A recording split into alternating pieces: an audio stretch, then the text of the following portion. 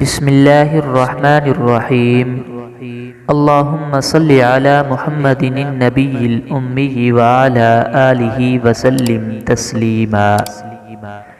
حضرت یزید بن ابی مریم رحمۃ اللہ علیہ فرماتے ہیں کہ میں جمعہ کی نماز کے لیے پیدل جا رہا تھا کہ حضرت عبایہ بن رفاعہ رحمۃ اللہ علیہ مجھے مل گئے اور فرمانے لگے کہ تمہیں خوشخبری ہو کہ تمہارے یہ قدم اللہ تعالیٰ کے راستے میں ہیں، کیونکہ میں نے ابو عبس رضی اللہ تعالیٰ عنہ کو یہ فرماتے ہوئے سنا کہ رسول اللہ صلی اللہ علیہ وسلم نے ارشاد فرمایا، جس کے قدم اللہ تعالیٰ کے راستے میں غبار آلود ہوئے تو وہ قدم جہنم کی آگ پر حرام ہیں۔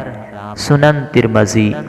اللہ پاک پوری امت مسلمہ کو یوم جمعہ کے پورے حقوق ادا کرنے کی توفیق عطا فرمائے۔